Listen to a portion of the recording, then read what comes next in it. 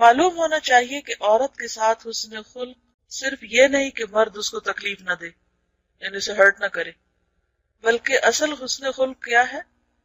اس کی تکالیف کو برداشت کرے. یہ اعلیٰ درجے کا اخلاق. تکلیف دینا تو درکنار، اگر تکلیف پہنچے تو اس کو بھی برداشت کرے، اس کے غصے اور جوش پر حوصلے سے کام لے، کیونکہ عورت جلدی غصے میں آتی اور اس کا کلام، گفتگو اور بہت سی چیزیں جو ہیں وہ جوش پر مبنی ہوتی ہیں، ہوش سے زیادہ.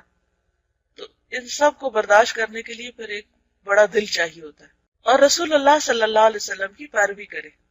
صحیحین میں حضرت عمر رضی اللہ تعالیٰ عنہ کی حدیث ہے کہ نبی صلی اللہ علیہ وسلم کی بیویاں آپ سے سوال و جواب کرتی، یعنی انہیں بولنے کی، بات کرنے کی اجازت تھی، کوشچن کرنے کی اجازت تھی، حالانکہ آپ اللہ کے رسول تھے اور آپ جو کچھ پیش کر رہے تھے وہ اپنی طرف سے نہیں تھا، اللہ کی طرف سے تھا. وما ينطق عن الهوى ان هو الا وحی یوحی. لیکن اس کے باوجود آپ کے ازواج مطہرات آپ سے ہر طرح کے سوال کر لیا کرتی، بعض دین کے احکامات کے بارے میں بھی آپ سے حکمت یا وجہ معلوم کرتی، اور کوئی ان میں سے سارا سارا دن آپ سے نہ بولتی، ناراض ہو جاتی. اور یہ حدیث مشہور ہے. تو اس سے کیا پتہ چلتا ہے کہ یہ عورت کے مزاج میں ہے، ناراض ہو جانا، خفا رہنا، اور مرد کو چاہیے کہ اس معاملے میں وہ حوصلے سے کام لے اور اس چیز کو برداشت کرے. چوتھی یہ کہ اس سے ہنسی مذاق کرے. نبی صلی اللہ علیہ وسلم اپنی بیویوں سے ہنسی مذاق کرتے تھے. آپ صلی اللہ علیہ وسلم نے جابر رضی اللہ تعالیٰ عنہ سے فرمایا، تو نے کنواری سے کیوں نہ نکاح کیا کہ تو اس سے کھیلتا اور وہ تجھ سے کھیلتی، یعنی باہم دونوں کے درمیان بے تکلفی ہونی چاہیے. البتہ ان باتوں کی ایک حد ہونی چاہیے. عورت سے اتنا نہ کھلے کہ مرد کی حیبت ہی جاتی رہے.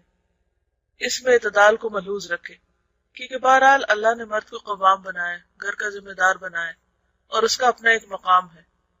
فرینکنس اور فری ہونے کا مطلب یہ نہیں کہ انسان دوسرے کے مقام مرتبے سے اس کو پامال کر کے رون کے آگے بڑھ جائے کہ میں تو، یعنی اسے ناجائز فائدہ نہ اٹھائے. حضرت عمر رضی اللہ تعالیٰ عنہ کے متعلق مروی ہے کہ آپ اپنے کسی عامل پہ ناراض ہوئے تو آپ کی بیوی نے کہا، امیر المومنین آپ اس پر کیوں ناراض ہوتے ہیں؟ فرمایا، اللہ کی دشمن، تیرا اس معاملے سے کیا تعلق؟ تو ایک گڑیا کی طرح ہے، کچھ دیر اس سے کھیل لیا جاتا ہے پھر تجھے چھوڑ دیا جاتا ہے. اب ہو سکتا ہے کہ آپ میں سے بہت سے لوگوں کو یہ حضرت عمر کا قول پسند نہ آئے. پہلی بات تو یہ کہ اس کی کوئی تاریخی حیثیت مجھے نہیں معلوم ہوئی کہ کہاں یہ کوٹ کیا گیا.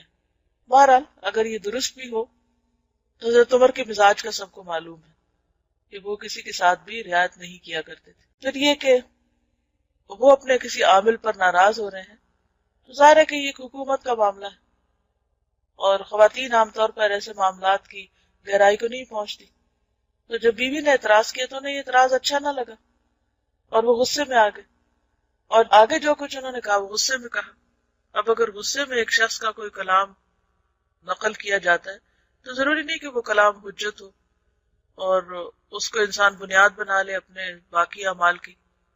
یہ کوئی نبی صلی اللہ علیہ وسلم کی حدیث نہیں ہے. اور ویسے بھی آپ کو معلوم ہے کہ عربوں کے ہاں دور جاہلیت میں عورت کے ساتھ کس قسم کا سلوک کیا جاتا تھا، اس کی کیا ویلیو تھی.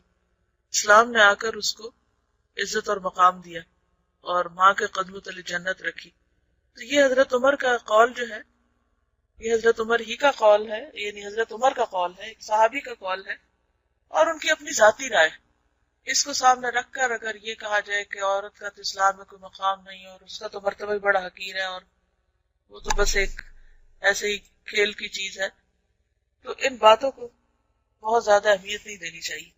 بنیادی طور پر یہ دیکھنا چاہیے کہ قرآن و سنت میں عورت کا مقام کیا ہے، یا اسے کیا حیثیت دی. اگر ازواج مطہرات نبی صلی اللہ علیہ وسلم سے طرح طرح کے سوال کر سکتی تھی تو اس سے بڑی کیا مثال ہوگی. اور ان کو اپنے جذبات کے اظہار کی آزادی تھی، اپنے ذہنی صلاحیتوں کو استعمال کرنے کی اجازت تھی، تو پھر اس سے بڑی مثال اور کیا ہوگی، اس سے بہتر اسوہ حسنہ کیا ہوگا. قرآن میں یہ تو نہیں کہا گیا کہ فلاں آپ کے لیے اسوہ حسنہ، یہ کہا گیا کہ اللہ کے رسول صلی اللہ علیہ وسلم آپ کے لیے اسوہ حسنہ ہے.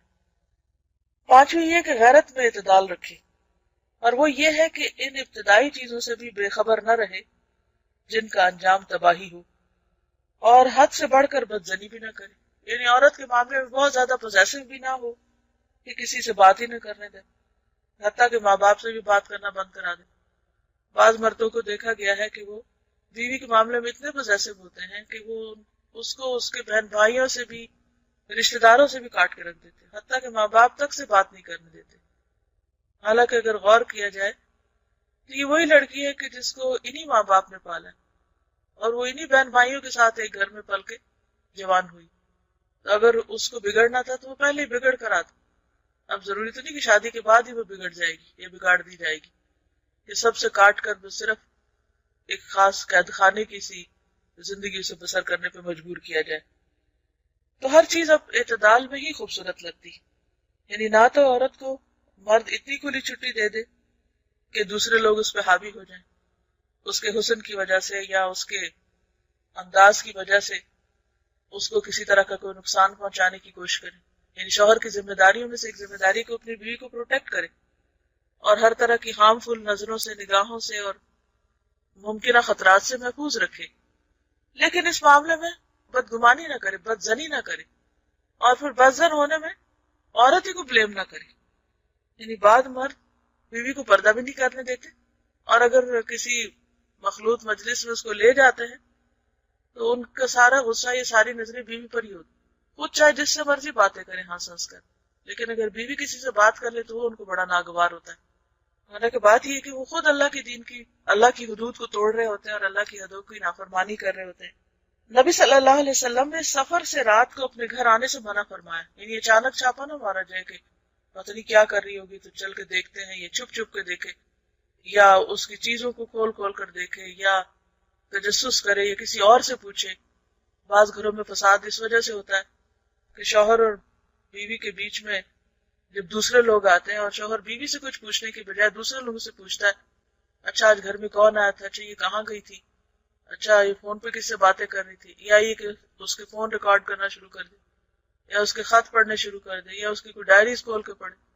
تو ہو سکتا ہے کہ اس میں کوئی ایسی بات ہو کہ جس کا کانٹیکٹ کسی کو پتہ ہی نہ ہو. تو اس سے بہت سے فسادات ہو سکتے ہیں.